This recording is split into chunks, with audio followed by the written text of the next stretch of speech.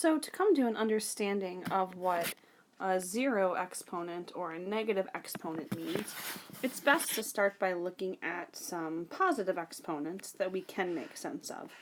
So you can see here I'm using a base of 3 all the way through.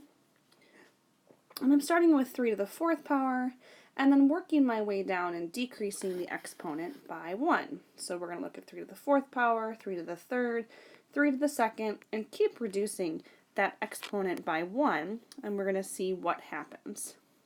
So let's see, 3 to the 4th, if we write that out in expanded form, that just means 3 times 3 times 3 times 3. And then if we multiply those 3's out, 3 times 3 is 9, times 3 again is 27, times 3 again is 81. Similarly, we know that 3 to the 3rd just means 3 times 3 times 3. 3 times 3 is 9, times 3 is 27. So 3 to the 3rd is the same thing as 27. Going on, 3 squared just means 3 times 3. And of course, 3 times 3 is 9. And finally, 3 to the 1st power, well, that just means 3, which is just equal to 3. So the next exponent that we have to evaluate is an exponent of 0. We have to figure out what 3 to the 0 is.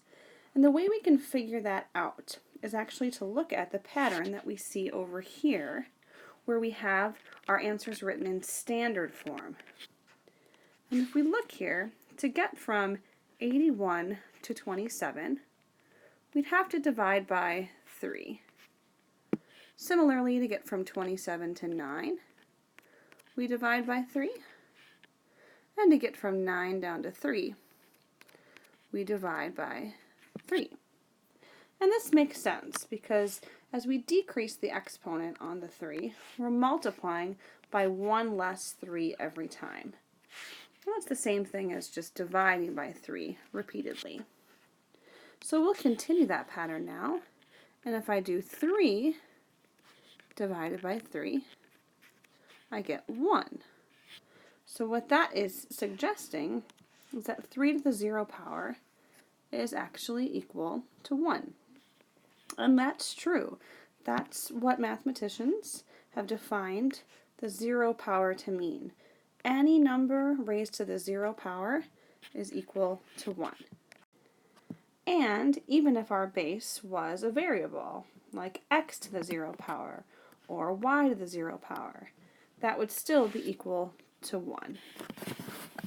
Now we have to continue that pattern to figure out what's going on here with these negative exponents.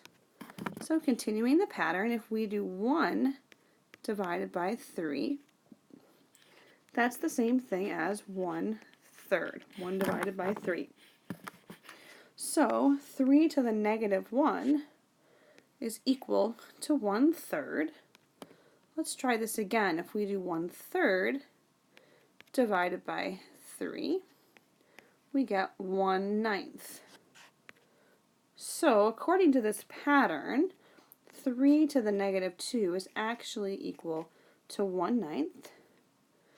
And continuing that pattern once more, 1/9 divided by 3, well, that's 1/27. So 3 to the negative 3rd is actually the same thing as 1/27.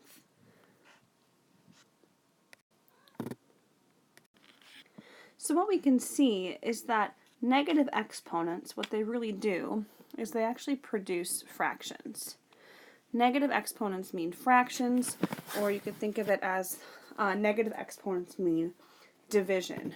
So when we see 3 to the negative 1, what that actually means is 1 over 3 to the positive 1, or just 1/3. When we see 3 to the negative 2, that really means 1 over 3 to the 2nd power, or 1 over 3 times 3, or 1/9.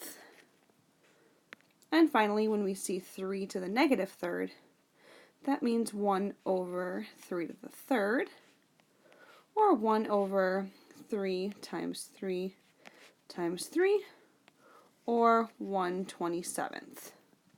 So the big takeaways here are that a number or even a variable raised to the 0 power is equal to 1. That's a fact that you just kind of need to memorize. And then if we have any base, here we see a base of 3 raised to a negative exponent, that just means 1 over that same base with just the positive version of that exponent. Negative exponents just mean to divide by the base, or to put the base in the bottom of a fraction.